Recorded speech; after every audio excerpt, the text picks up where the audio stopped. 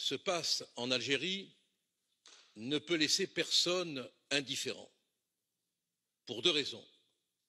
La première, elle tient au principe, la seconde, elle tient à la réalité. Les principes, c'est que partout où les libertés sont bafouées, nous devons agir pour défendre les principes. La réalité, ce sont des larmes, de l'étouffement, du sang, de la détresse, et aussi le fait qu'entre l'Algérie et la France, il y a un lien historique, économique, politique, affectif. Si les gens sont mal là-bas, ils quittent l'Algérie et ils arrivent dans des conditions difficiles en France qui, elle, ne peut plus, c'est pas qu'elle ne veut plus, ne peut plus accueillir. Je crois que nous devons approuver cette résolution au nom des libertés, au nom de nos principes et au nom peut-être aussi de ce qui fait qu'on existe.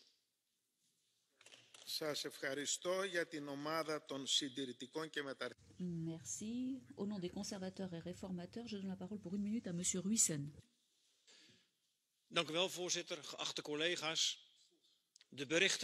Merci, Monsieur le Président, Mesdames et Messieurs. Les informations en provenance d'Algérie nous préoccupent tous. Et je ne parle pas seulement de la manière dont les autorités gèrent les manifestations. Non, je pense à la manière dont les églises sont fermées, dont la liberté de culte est violée.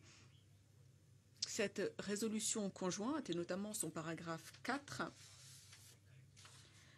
permettent au Parlement européen d'envoyer un message fort aux autorités algériennes pour indiquer que ce qui est en cours est inacceptable. Notre partenariat avec l'Algérie dans le cadre des relations Euromed doivent nous permettre de parler très spécifiquement de la question de la liberté de culte. Monsieur le Président, je n'en doute pas, la haute représentante profitera de ses contacts avec les autorités algériennes pour faire entendre nos préoccupations sur la liberté de culte.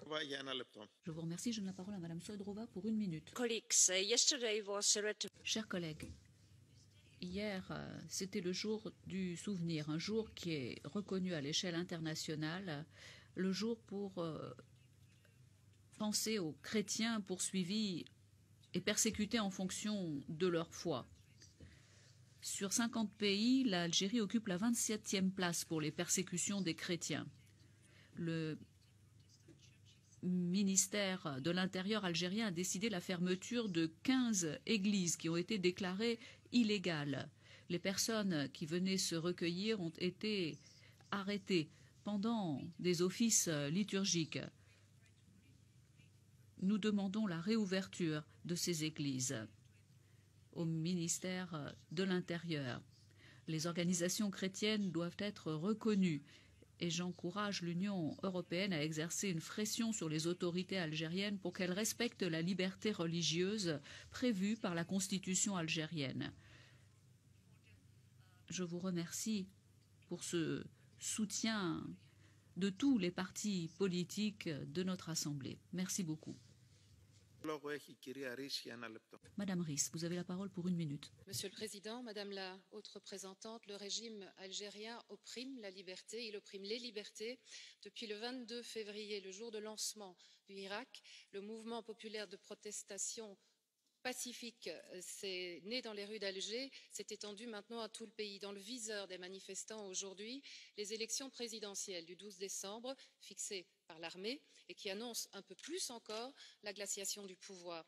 Le régime algérien bafoue les droits des étudiants, des journalistes, des syndicalistes, des ouvriers qui sont dans la rue depuis 10 mois maintenant, et ceux en particulier des 42 manifestants condamnés à 6 mois de prison pour avoir défilé avec l'étendard amazique. Car faire flotter un drapeau berbère dans les rues d'Alger aujourd'hui conduit en prison. Notre résolution condamne justement toutes ces dérives autoritaires du régime. Elle dit notre attachement à la soif d'indépendance du peuple algérien, de la jeunesse qui souffre de la malvie. Et comme ils disent là-bas aussi, Talbin El Ouria, oui, nous demandons la liberté pour le peuple algérien.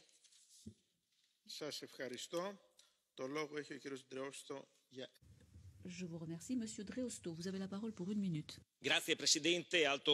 Merci, Monsieur le Président. Madame la Haute Représentante, je suis navrée de constater que l'on a retiré le terme de liberté religieuse du titre de ces résolutions, comme si la liberté religieuse était un tabou.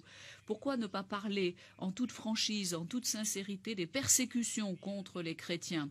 Je vous rappelle qu'en Algérie, c'est le 22e pays du monde où la situation des chrétiens est la plus difficile. Au mois d'octobre, le gouvernement algérien a fermé 3 églises, la plus grande du pays, entre autres. Et les fidèles qui s'y trouvaient ont été arrêtés.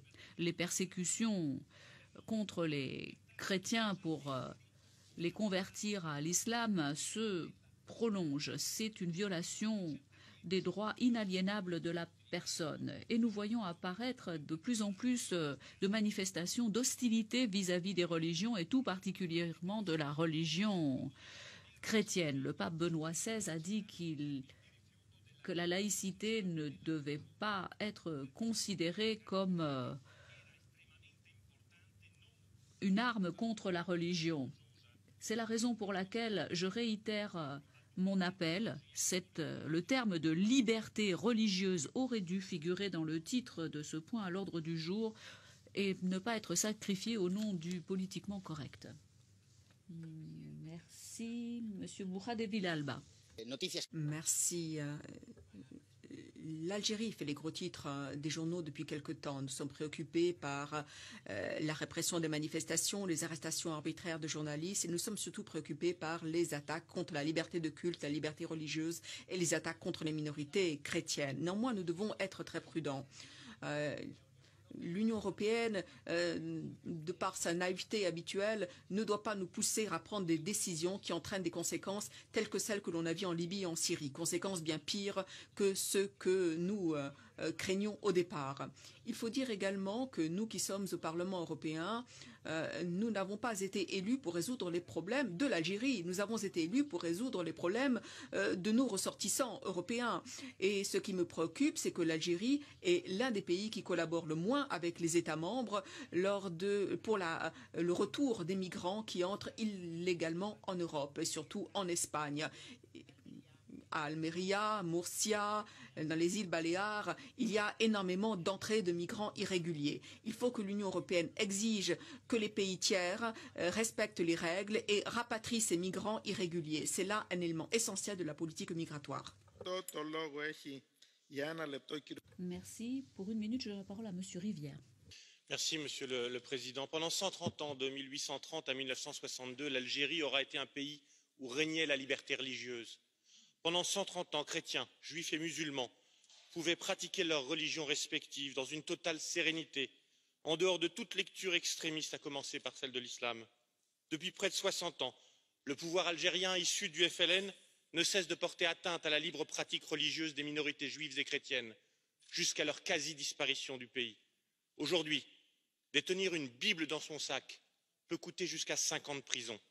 Ces attaques incessantes le sont aussi contre la mémoire. Les gouvernements successifs ont délibérément laissé un violent vandalisme s'exercer contre les cimetières juifs et chrétiens. C'est parce qu'elle a perdu ce pluralisme que l'Algérie, depuis 30 ans, s'enfonce, ballottée entre un régime totalitaire et le terrorisme djihadiste. Sans repentance ou fausse pudeur, nous devons condamner et mettre face à ses responsabilités un pouvoir intolérant et usé.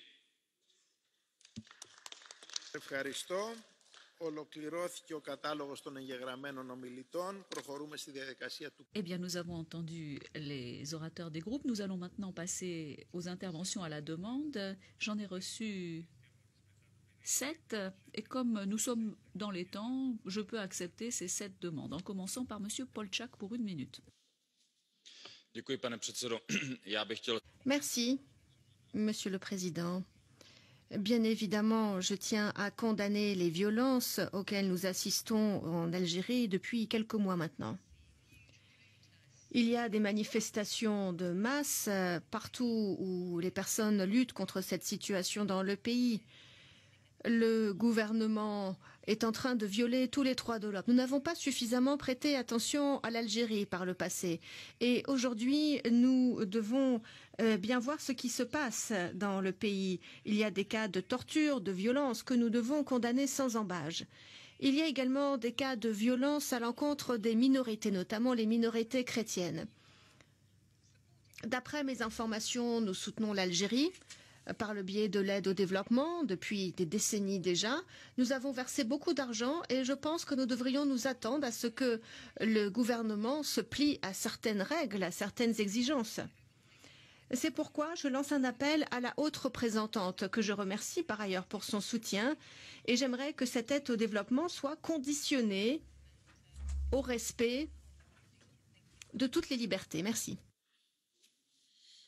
Monsieur le Président, Madame la Vice-présidente, Madame Mogherini, il est normal que nous parlions dans un débat de politique extérieure de l'Algérie. Nous devons nous demander ce que peut faire la diplomatie européenne pour promouvoir la liberté et les droits.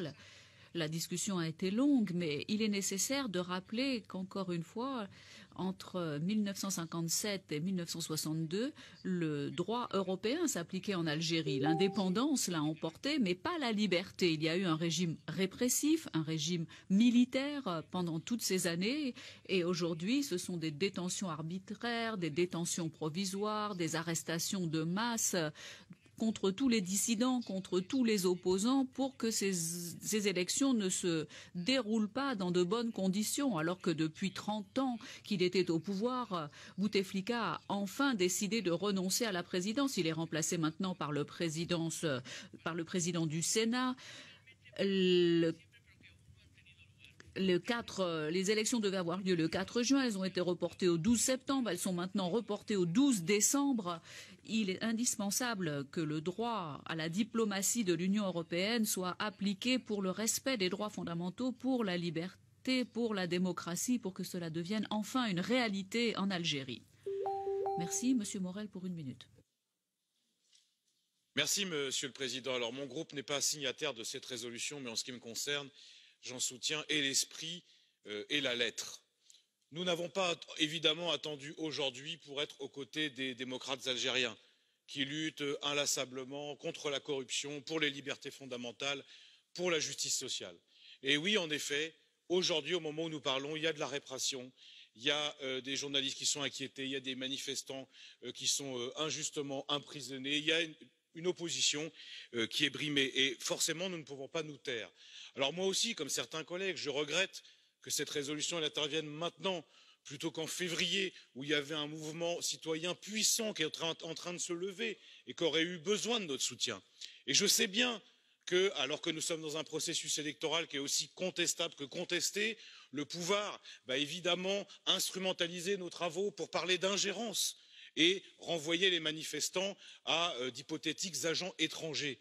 Mais la vérité quand même, c'est qu'il y a cette situation politique et ce n'est pas de l'ingérence, c'est plutôt notre soutien inébranlable au peuple algérien et notamment à une jeunesse qui est avide de dignité, qui est avide de liberté, qui est avide de justice, et c'est à elle que nous pensons aujourd'hui au moment où nous prenons cette parole.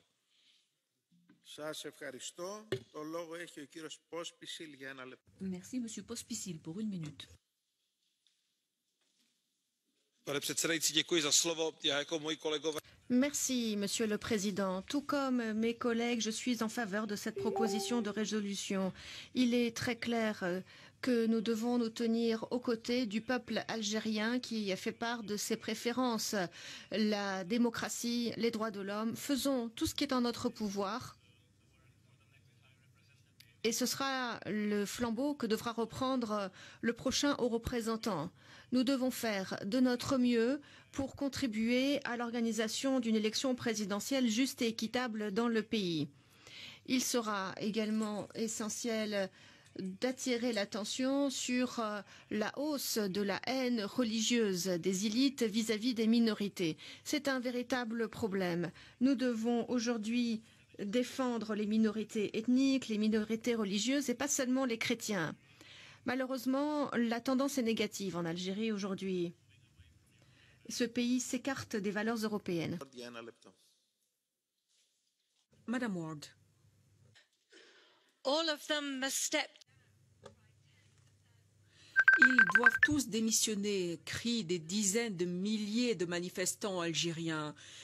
Ils exigent que les officiels du régime Bouteflika démissionnent avant les élections. Des manifestations ont lieu 2 fois par semaine depuis la démission de Bouteflika. Elles prennent de l'ampleur depuis quelques semaines. Et pendant ce temps, les autorités arrêtent de plus en plus de manifestants pacifiques, les font passer par des procès expéditifs et les condamnent à des mois et années de prison. Il est important que cessent ces actions visant les manifestants pacifique. L'armée est aujourd'hui le principal gérant de la politique algérienne. Reporters sans frontières nous disent que les journalistes algériens sont de plus en plus sous pression pour dépeindre les futures élections sous un jour meilleur qu'il ne l'est. Certains ont été suspendus. Ils avaient accusé leur direction de censure. D'autres ont été suspendus lorsqu'ils ont manifesté de manière solidaire. Nous demandons aux autorités de respecter la liberté d'expression et la démocratie. Merci, Monsieur Kelly, pour 1 minute.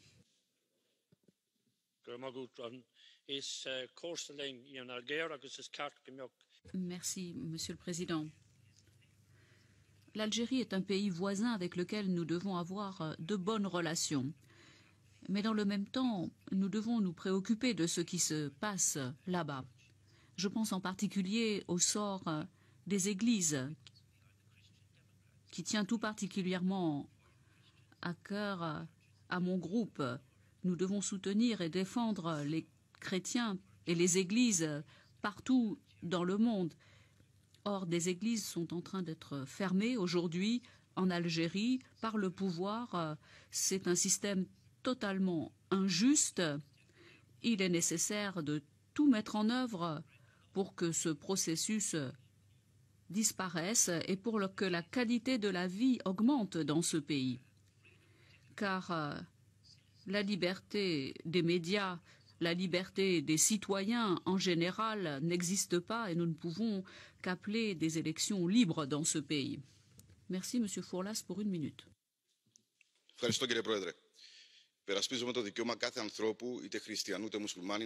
Merci. Nous défendons le droit de tout chrétien, tout musulman à la liberté de culte. C'est un droit qui doit être respecté pour tous les êtres humains.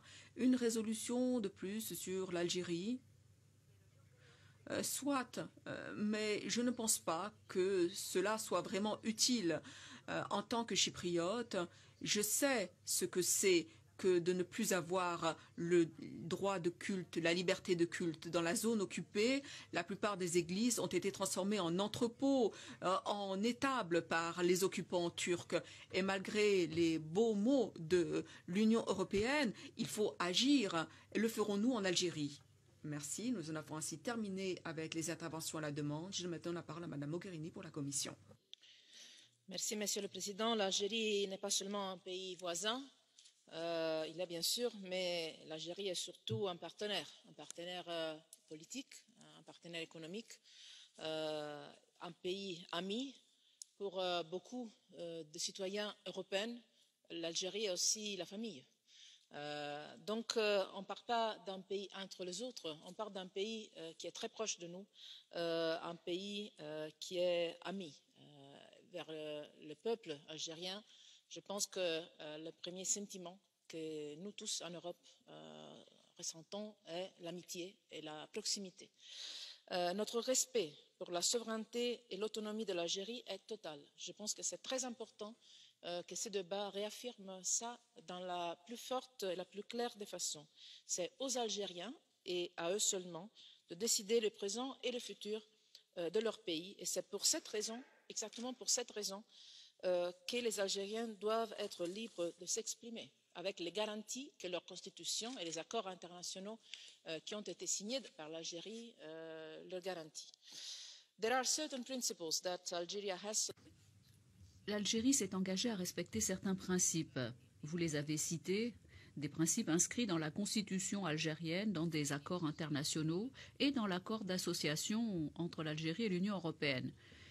Ces principes comprennent toutes les libertés fondamentales en incluant la liberté politique, la liberté d'expression, le droit à se réunir pacifiquement, la liberté de la presse, les libertés garanties par la Déclaration universelle des droits de l'homme qui représentent la pierre angulaire de notre accord d'association. Il est important que tous les acteurs à l'heure actuelle en Algérie puissent jouir de ces droits. Et c'est le message que je retire du débat d'aujourd'hui, c'est le message que nous avons en permanence fait entendre à nos partenaires algériens à tous les niveaux, de façon permanente au cours des derniers mois. Et je continuerai, je l'espère, à défendre ce message et le futur haut représentant le fera également vis-à-vis de tous nos interlocuteurs en Algérie. Un consensus doit être recherché en Algérie pour l'avenir de ce pays en fonction des aspirations légitimes de la population dans le respect de la démocratie et de tous les principes auxquels l'Algérie a souscrit, comme je vous l'ai dit. L'Union européenne, pour sa part, continuera à s'engager vis-à-vis de tous les acteurs en Algérie, comme elle l'a fait jusqu'à présent, en tant qu'amie, en tant que partenaire. Et je considère que le Parlement est un allié de la Commission pour atteindre cet objectif. Merci, Madame la haute représentante. Le débat est maintenant clos. Le vote aura lieu aujourd'hui. Le débat suivant concerne la situation à Cuba et tout particulièrement le cas de José Daniel Ferrer.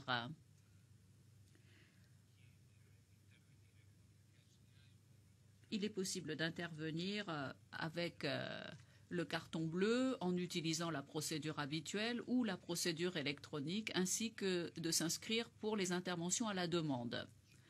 Vous pouvez trouver toutes les instructions à l'entrée de l'hémicycle. Je donne la parole à notre collègue López Gil, auteur de la résolution, pour 2 minutes. Me han hecho de todo.